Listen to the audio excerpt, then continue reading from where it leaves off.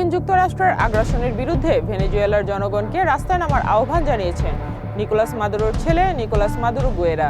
তিনি বলেছেন, যুক্তরাষ্ট্র তাদের দুর্বল করতে চায়, কিন্তু তারা দুর্বলতা দেখাবে না। যুক্তরাষ্ট্রের কাছে সুর নরম করলেন ভেনেজুয়েলার ভারপ্রাপ্ত প্রেসিডেন্ট ডেলসি রদ্রিগেজ। ট্রাম্পের হুমকির পর তিনি সুর নরম করে যুক্তরাষ্ট্রের সাথে কাজ করার কথা বলেন। ট্রাম্প বলেন, রদ্রিগেজ যদি সঠিক কাজ না করে তাহলে তাকে চরম মূল্য দিতে হবে, সম্ভবত মাদুরোর চেয়েও বেশি।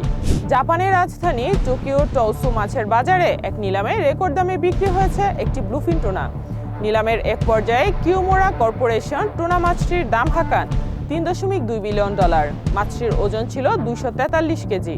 মার্কিন প্রেসিডেন্ট ডোনাল্ড ট্রাম্প বলেছেন, তিনি বিশ্বাস করেন না যে ইউক্রেন রাশিয়ার প্রেসিডেন্ট ভ্লাদিমির পুতিনের বাসভবনে হামলা করেছে। গত সপ্তাহে রাশিয়ার প্রতিরক্ষা মন্ত্রণালয় একটি ভিডিও প্রকাশ করে, যেখানে তারা বলেছে ইউক্রেন পুতিনের বাড়িতে একটি ড্রোন হামলা চালিয়েছে। সিরিয়ায় নতুন ব্যাংকনোট চালু করেছে দেশটির সরকার। এতে দেশটির সাবেক প্রেসিডেন্ট বাশার আল আসাদ সহ তার পরিবারের সকল ছবি বাদ দেওয়া হয়েছে। সরকার নতুন মুদ্রা বাজারে এনে সিরীয় পাউন্ডের যে দরপতন হয়েছিল তা উদ্ধারের প্রত্যাশা করছে। ভেনেজুয়েলার পর মার্কিন প্রেসিডেন্ট ডোনাল্ড ট্রাম্পের নজর এবার ডেনমার্কের গ্রিনল্যান্ডের দিকে। তবে ডেনমার্কের প্রধানমন্ত্রী মেটে ফ্রেডেরিকসেন ডোনাল্ড ট্রাম্পকে গ্রিনল্যান্ড দখল করার বিষয়ে হুমকি দেয়া বন্ধ করতে বলেছেন। দখলদার ইসরায়েলি বাহিনী গণহারে আটক অভিযান চালিয়েছে পশ্চিম তীরে। বেথলেহেম শহরের উত্তরে আয়দা শরণার্থী শিবির থেকে ইসরায়েলি বাহিনী 25 জনেরও বেশি ফিলিস্তিনিকে গ্রেপ্তার করেছে, যাদের মধ্যে সাংবাদিকও রয়েছে। ভেনেজুয়েলার প্রেসিডেন্ট নিকোলাস মাদুরোকে যুক্তরাষ্ট্রের ডেল্টা ফোর্সের সেনারা আটকের পর থেকে তেলের দাম কমছে।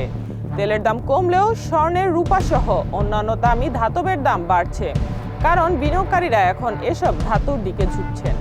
জন্মহার বাড়াতে চীন সরকারের নেওয়া উদ্যোগগুলো ক্রমেই চ্যালেঞ্জের মুখে পড়ছে। সরকারি প্রণোদনা ও সামাজিক চাপ সত্ত্বেও দেশটির অনেক তরুণ দম্পতি সন্তান না নেওয়ার সিদ্ধান্ত নিচ্ছেন। টানা 3 বছর ধরে দেশটির জনসংখ্যা কমছে।